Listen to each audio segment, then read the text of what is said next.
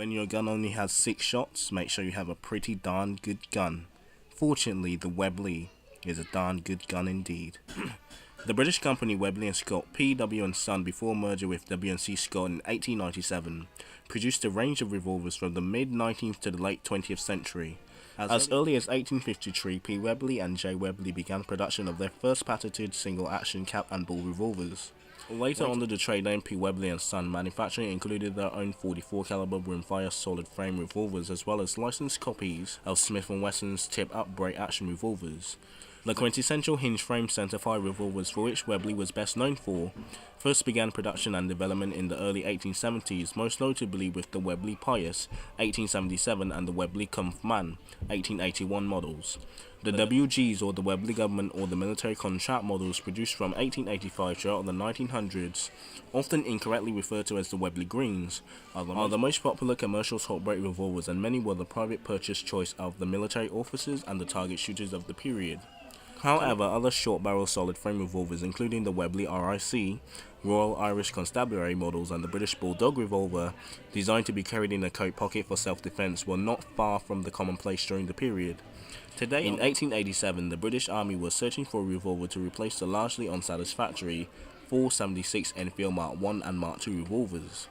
The Enfield only having been replaced by the solid-frame Adams 450 revolvers in the late 1860s, which was actually a conversion of the ball and cap Beaumont Adams revolver in 1880. Webley & Scott, who are already very well known for makers of quality guns, had sold many pistols to the commercial basis of military officers and civilians alike.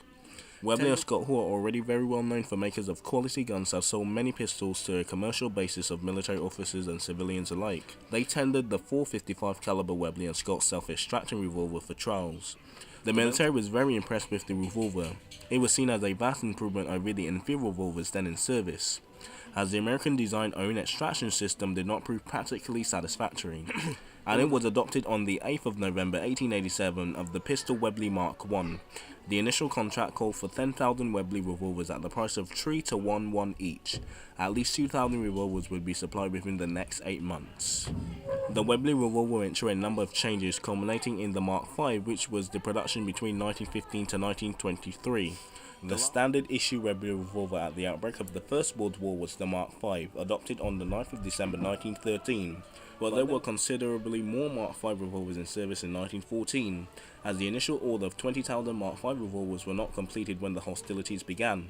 On the 24th of May 1915, the Webley Mark V was adopted as the standard sidearm for British and Commonwealth troops, and remained for the duration of the First World War, being issued to officers, airmen, naval crews, boarding parties, trench raiders, machine gun teams, and of course tank crews. The Mark V proved to be a very reliable and hardy weapon, well suited for the mud and adverse conditions of trench warfare.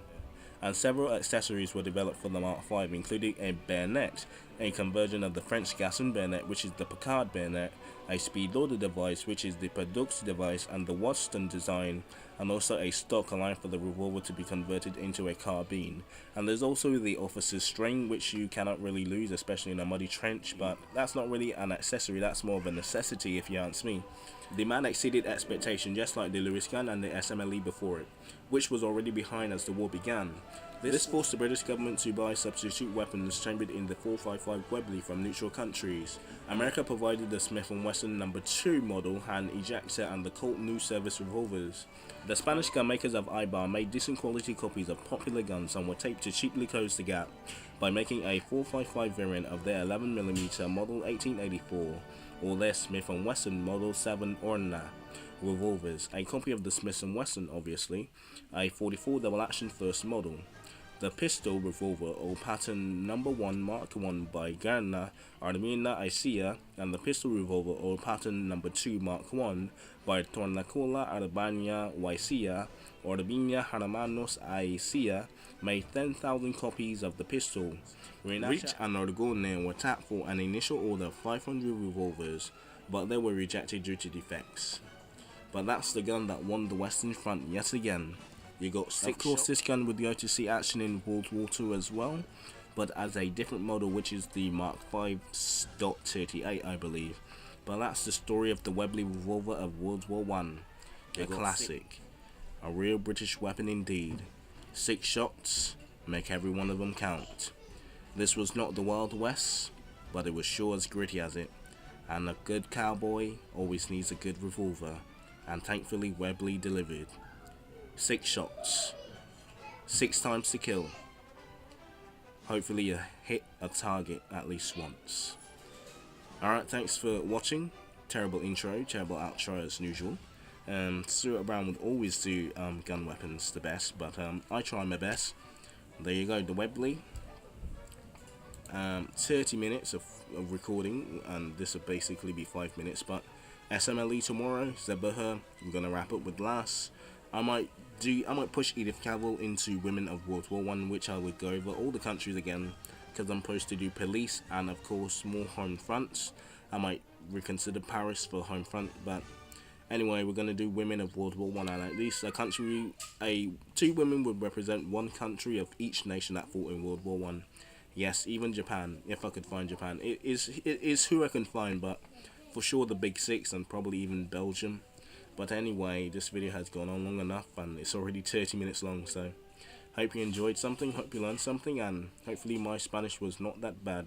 Vidiendo o stienia, and that was Italian. I'm getting worse every day. Learn something, my friends. The Nagant revolver may be the only revolver to mount a suppressor, but at least when you're finished with a Webley, you can at least stab someone when you've finished all 6 shots. A weapon that won the Western Front indeed. The 6-shooter.